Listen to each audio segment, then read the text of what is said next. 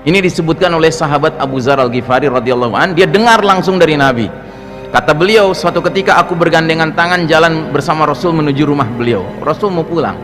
Tiba-tiba kata Nabi, "Ghairud dajjalu akhwafu ala ummati minad dajjal." Sungguh selain dajjal ada yang lebih kutakuti atas umatku.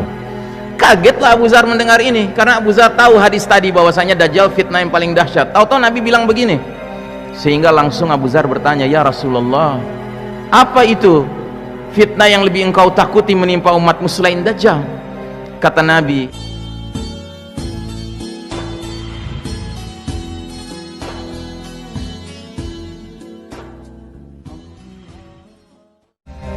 nah, inilah babak di mana umat Islam mengalami fitnah-fitnah, ujian-ujian yang kian hari kian memuncak sampai keluarnya puncak fitnah alias fitnah paling dahsyat, yaitu fitnah dajjal. Nabi bersabda, sungguh semenjak Allah menciptakan anak cucu Adam, tidak ada fitnah yang lebih dahsyat dari fitnah ad-dajjal. Dalam hadis yang lain lagi Nabi bersabda, sungguh fitnah sebagian kalian lebih kutakuti dari fitnahnya dajjal, dan tidaklah seseorang yang selamat dari rangkaian fitnah tersebut melainkan dia pasti selamat menghadapi fitnah selanjutnya atau berikutnya. Dan tidak ada fitnah yang dibuat sejak dunia ini ada, baik kecil maupun besar, kecuali untuk menjemput kedatangan fitnah dajjal. Apa maksud hadis ini? Maksud hadis ini, perjalanan umat manusia dari awal sampai akhir, Pak, itu fitnah akan makin berat, Pak, sampai si dajjal keluar. Dajjal itu puncaknya fitnah, Pak. Dan kita sekarang hidup di era yang kata para pengamat akhir zaman, dajjal tampaknya sudah di pengkolan jalan, Pak. Itu puncaknya fitnah. Kita hidup di era menjelang puncaknya fitnah. Saya tidak bermaksud menakut-nakuti, Pak. Kalau Anda merasakan fitnah sekarang banyak dan dahsyat, besok lebih berat, Pak. Lusa lebih berat. Akan terus begitu. Yeah. Get ready. This will be a tough ride. Yeah. Siap-siap. Ini perjalanan kita makin berat, Pak, bukan makin ringan. Yeah. Nah, namun demikian, ada satu hal yang lebih mengkhawatirkan lagi. Saya minta waktu sedikit ya. Sekalipun oknum dajjal belum keluar, namun umat Islam di dalam sistem kafir syirik dunia modern dewasa ini harus menghadapi fitnah yang kata Nabi Muhammad SAW lebih beliau takuti dari fitnah dajjal menimpa umat ini. Ini disebutkan oleh sahabat Abu Dzar Al-Ghifari radhiyallahu an, dia dengar langsung dari Nabi. Kata beliau, suatu ketika aku bergandengan tangan jalan bersama Rasul menuju rumah beliau. Rasul mau pulang. Tiba-tiba kata Nabi, "Ghairud dajjalu akhwafu ala ummati minad dajjal." Sungguh selain dajjal ada yang lebih kutakuti atas umatku. Kagetlah Abu Dzar mendengar ini, karena Abu Dzar tahu hadis tadi bahwasanya dajjal fitnah yang paling dahsyat. Tahu-tahu Nabi bilang begini. Sehingga langsung Abu Dzar bertanya, "Ya Rasulullah, apa itu fitnah yang lebih engkau takuti menimpa umatmu selain dajjal?" Kata Nabi, "Al-a'immatu al-mudillin." Para imam yang menyesatkan. Para ulama kita membahas tentang al-a'imma al-mudillin ini, kesimpulan mereka ada dua maknanya. Makna pertama, para penguasa yang tidak memimpin dengan petunjuk Allah dan petunjuk Rasul, itu satu. Yang kedua, ulama su, ulama-ulama yang buruk. Ulama su siapa? Ulama yang lawannya ulama khair. Ulama khair itu ulama yang baik, Pak. Ciri ulama yang baik itu apa? Dua, takutnya hanya kepada Allah dan antara ilmu dan amalnya klop. Kalau ulama su justru sebaliknya, takutnya kepada selain Allah, dan biasanya kepada siapa dia takutnya? Pada nomor satu, Pak, para penguasa yang tidak memimpin dengan ketentuan Allah dan Rasulnya. Dan yang kedua, antara ilmu dan amal mereka berseberangan jalan, nggak ketemu.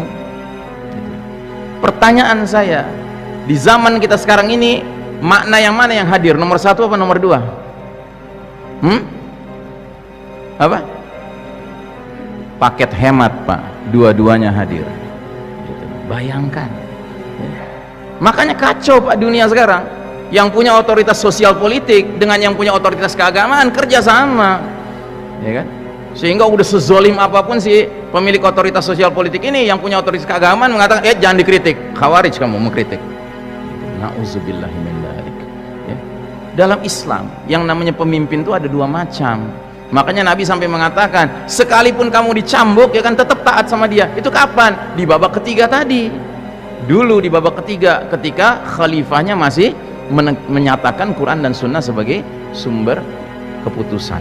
Ya. Nah, jadi saudaraku rahimakumullah, sampai Nabi mengatakan dalam sebuah hadis, Sudah sampaikah kepada kalian, sepeninggalku nanti akan muncul para pemimpin yang barang siapa memasuki mereka itu maksudnya mendekati mereka, sekitar mereka, mendukung mereka, ya kan?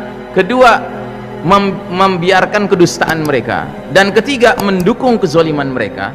Kata Nabi, 3 kesialan dia akan dapatkan. Yang pertama, laisa minni, dia tidak termasuk golonganku, nggak diaku sama Nabi sebagai golongan Nabi Muhammad SAW. Yang kedua, walastu minhu, dan aku tidak termasuk golongan dia, artinya Nabi nggak mau dikait-kaitkan dengan dia. Dan yang ketiga, dia tidak akan mendatangi telagaku. Telaga Nabi itu adalah al-haud. Di hari berbangkit nanti Nabi berdiri di samping sebuah telaga, isinya air jernih, air bersih. Dia akan bagikan kepada setiap muslim yang datang kepada dia, ya. Terus kemudian nanti akan ada muslim-muslim, Nabi lihat, ciri-cirinya berwudu nih, dipanggil sama Nabi, ini umatku, gitu kan. Kata malaikat, sana menjauh, nggak boleh mendekat sama Nabi. Kenapa? Karena kata malaikat, engkau tidak tahu apa yang mereka kerjakan setelah engkau wafat. Rupanya kerja mereka adalah apa? Mendukung pemimpin yang sepatutnya nggak didukung. Karenanya Nabi terus mengatakan, adapun barang siapa yang tidak memasuki mereka, jadi nggak deket-deket sama mereka, jaga jarak, terus tidak membantu kezaliman mereka, tidak membenarkan kedustaan mereka, 3 fadilah mereka akan dapatkan. Pertama, fahuwa minni, diaku sama Nabi sebagai golongan umat Muhammad SAW. Wa ana minhu, dan aku bagian dari dia. Nabi mau diasosiasikan dengan muslim tersebut. Dan yang ketiga, dia akan mendatangi telagaku. Nah, jadi saudaraku rahimakumullah, fa'tabiru ya ulil absar, berfikirlah wahai saudara-saudaraku yang mempunyai akal, bahwa hakikat kepemimpinan bukan sekedar dia secara formal dia aku sebagai pemimpin, tidak, tapi dia memimpin dengan ketentuan Allah dan Rasulnya. Itu yang menjadi sebab kita mentaati dia. Tapi kalau dia tidak mengajak kita kepada Quran dan Sunnah, apa alasannya kita mengikuti dia, ya? Tapi Ustadz, ada hadis mengatakan sekalipun budak kita harus taat sama dia. Tolong hadisnya dibaca lengkap, karena hadis itu harus didukung dengan hadis yang lain yang mengatakan, sekalipun kalian dipimpin oleh budak yang hitam dari Habasyah, dari Ethiopia, yakudukum bi kitabillah, memimpin kalian dengan kitab Allah, isma'u wati'u, dengar dan taat pada dia. Ada catatannya, Pak. Itu budak tetap memimpin dengan ketentuan kitab Allah, ya. Ini nggak ada kitab apa yang dipegang gitu, ya. Gitu, ya kan? Ngapain kita nurut sama pihak yang hakikatnya ngajak kita ke Allah dan Rasulnya. Nah, jadi saudaraku rahimakumullah, era mulkan Jabrian di mana sistem Dajjal, bentukan kaum kafir Yahudi Nasrani sedang menguasai dunia, didukung oleh para pemimpin yang menyesatkan ini, telah melahirkan peradaban penuh dosa sehingga memurtadkan banyak umat Islam. Dan kegelapan yang kita alami sekarang berawal dari kegelapan yang sifatnya maknawi, namun dengan berjalannya waktu dia akan semakin pekat sampai Allah Ta'ala mentakdirkan datangnya kegelapan yang fisik. Apa itu? Peristiwa Ad-Dukhan. Ad-Dukhan dikatakan oleh Allah dalam surat Ad-Dukhan di ayat ke-11-nya, yaghshan nas, meliputi semua manusia, wa hadza adzabun alim, ini azab yang pedih, ya. Tapi alhamdulillah dalam hadis kata Nabi, azab ini cerdas. Ad-Dukhan membuat orang beriman seperti kena flu, sedangkan Ad-Dukhan membuat orang kafir membengkak tubuhnya sampai keluar cairan dari kedua telinganya. Kata Ali bin Abi Thalib, lalu asap itu akan menghembus orang kafir sampai binasa. Kalau kata anaknya Umar bin Khattab, asap itu akan masuk ke telinga orang kafir dan munafik sampai kepala mereka dirasakan seperti kepala hewan yang terpanggang. Jadi yang jelas tersiksa adalah kaum kafir dan kaum munafikun.